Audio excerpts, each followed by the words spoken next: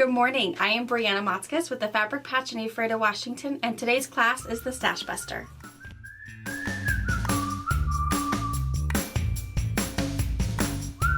My daughter and I have owned and operated a busy quilt shop in Washington State for over 20 years. We have a retreat center, an active YouTube channel, and a large pattern line featuring our creations. My two sons work on machines. One daughter-in-law is our videographer and the other is a long-arm quilter. We are a family that love each other, we laugh together, and every once in a while we get some work done. We have a crew that are saints for their efforts at keeping us on track. Thanks for joining us on our wild ride.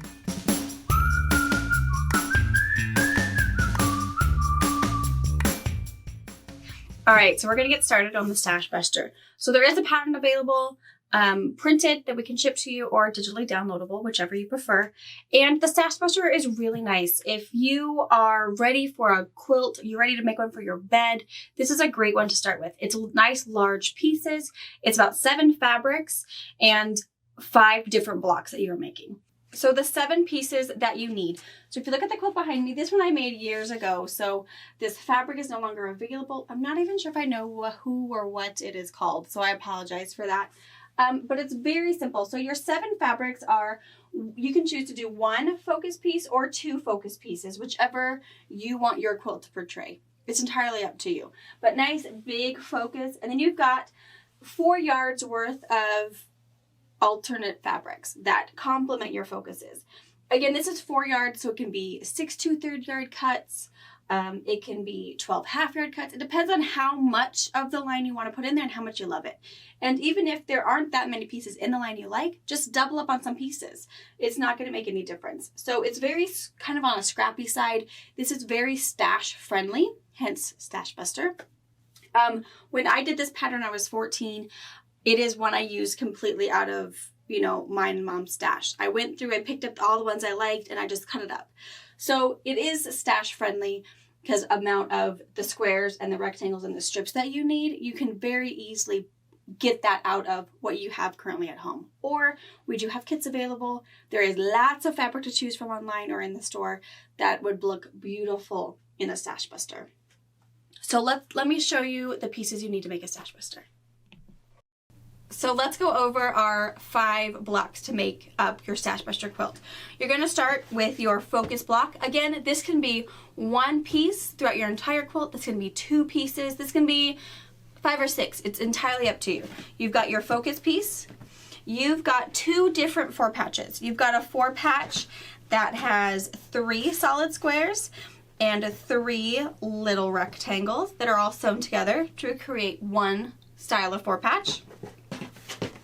Your second style of 4 patch is just your good old-fashioned 4 patch. Just 4 blocks sewn together, well, bam.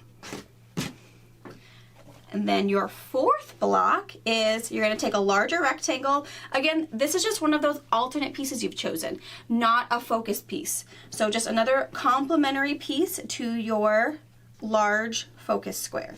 And this one's going to have 6 little rectangles down the side to create this kind of piano key effect on this rectangle. So that's your 4th block. Your 5th block is similar, as you're going to take a nice rectangle piece and 3 smaller rectangles. And those are your 5 blocks to complete your Stashbuster. So now that you know all of the 5 blocks that are made up to make the Stashbuster, you can kind of decide for yourself what fabric is popping into your head.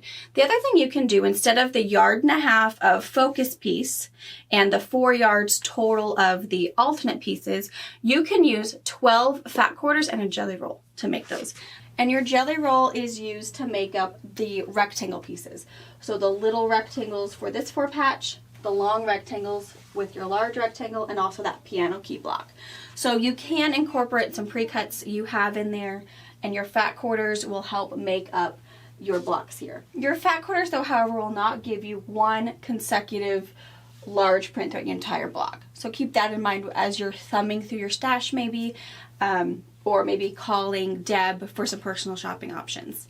So you might notice that the quilt behind me doesn't have borders. So the Stashbuster is large. I don't know why most of my patterns are very big. I'm not exactly sure. I hate making quilts for my queen size bed personally at home, so it's odd that all of my patterns are very large. But there's no borders on the quilt behind me. So the quilt ends about 72 by 80, which is kind of a large, full, large twin size. But if you wanted to make it for a queen for your bed, just add maybe 2 borders, maybe 1 large border, and you can make it larger. And there's also in your pattern, there is a cutting chart to help you get the most out of your fabric, and also a chart of how to make different sizes. So if you want to make it smaller or larger, again, a lot of it is just about making more blocks or less blocks. But we've done all of the configuring for you to make it really easy so you know exactly how many blocks you need for your 4-patch, how many rectangles you need, and how many solid blocks you need. Because there is a possibility that you'll need more or less fabric depending on the size of quilts you're going to be completing for yourself. Now I'm going to take a few minutes and show some other quilts that I've done. So this is another Stashbuster that I have done out of pinks, blacks, and reds. And again, this is also one that has 2 different focus blocks in it. So you can see that I've got a black and white floral and a pink and white floral as my focus pieces, and some black, pinks, and red and white as my alternate pieces. Alright, and this one is hot off the quilter. I just got this off the machine, but this one's really cool. This one I used linens and toweling to make because I liked all of that linen textures on here. So I have a lot of different focus pieces in here. I've got a large floral, I've got a striped linen, and I've got a toweling piece. So very different, very scrappy. This is more of the 12 fat quarters kind of way, and I added a little border on it. So a lot different from the pink and red one and the quilt behind me. So very cool, very different. The other thing I want to show you with this one is a trick on doing the easy mitered rollover binding that Cindy showed on her binding video she did a couple weeks ago. It's very simple, almost easier when you're doing minky. So let me show you this real fast. When you're using minky or cuddle, known in other quilt shops, as your backing, you can do it raw edge. You don't actually have to fold in those raw edges and then stitch them down, which makes it super, super easy when you're doing fold over binding. So let me show you real fast. Again, Cindy does a binding video that shows this entire technique really up close and personal so you can see all these pieces, but I'll give you a quick little glimpse, but then go over and check out that binding if you have other questions or you feel like you're missing something. Cindy goes further into detail with all of her binding techniques. So to do my fold over, what I've done, just like Cindy has said in the video, is I trimmed away my batting, and then I trimmed my backing, which is that nice soft cuddle on the back. And you can decide this size will vary depending on how you want your binding to look. I just did a 1/2 inch because I like a really nice, tiny, crisp binding. You can go ahead and cut your backing even larger so that your binding comes over even farther. But I like just that nice little tiny binding. And again, because I have such a big border, the farther I bring my minky in, the more border I'm going to lose. So that is another thing you'll want to keep in mind when you're trimming your backing up.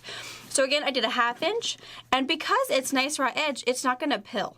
As soon as you cut your minky, you do get some minky fuzz that falls off of it, but as soon as all of that is off, it is not going to continue to do that as you're using and wearing and loving and washing your quilt. So all you're going to do is fold that over. You can put a little bit of apple stick or fusible tape down right here and then stick it down to help stick it into place. Or you can just use your Wonder Clips and clip it every so often to get everything ready to go and put your binding on. And then all you're going to do is you're going to sew it down. Just a straight stitch. You can do a decorative stitch. You could do a color if you wanted to, but keep in mind because there's so much texture in minky, you're really not going to see the stitching. It's really just going to be covered up by all of the fullness in your minky. Then when you get down to the corner, what I do is I kind of do it more on the old school way where I come over, I'm going to fold this corner in to cover up that raw edge and come over.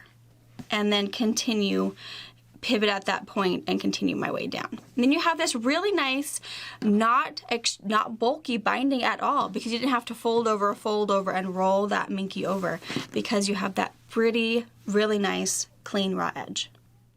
I hope you enjoyed my Stashbuster class. I hope you choose to make one in the future or this weekend. It's definitely a 3-day project. You could get your fabric, cut your fabric in one day, the next, and probably arrange your squares, arrange how you want your 4 patches to look and all of that. One day to sew your blocks together, the 3rd day to assemble and maybe add a border. So you're really looking at a 3-day long weekend, maybe a fun retreat with you and some friends to create your Stashbuster quilt just for you. Remember, when you're shopping, there is a pattern available. Instant download if you want to, or we can send you a paper pattern.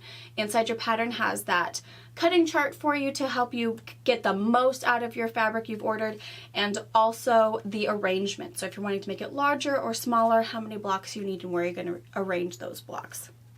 And when you're shopping for fabric or shopping through your stash, again, to make the 72 by 84 quilt, you're going to want to get 1.5 yards of a focus piece, whether that's in 2 pieces or 1 1.5 inch piece, and then you're going to have a full quilt with just 1 solid piece. And then 4 yards total of alternate fabric that looks really good, that coordinates with that focus piece you've got. So that could be 8 half-yard cuts, it can be 6 2/3 yard cuts, it can be 6 1-yard cuts, because you just don't know where you're going to put it and you want as much as you have, so you can make maybe a large one, and maybe you'll have extra to make maybe a beeline quilt. So I hope you enjoyed it. I hope you do some shopping. Check out some kits. I do have some kits available for you. And also, if you need extra help, shoot us an email, give us a call. We'll be a private personal shopper for you and pick out a perfect Stashbuster kit for you. Thank you for watching our video. We invite you to leave a comment, hit the like button, or better yet, subscribe to our channel so you never miss an episode. You can also visit our Instagram, Twitter, Facebook, or Pinterest pages, or find all of those things and our online store at fabricpatch.net.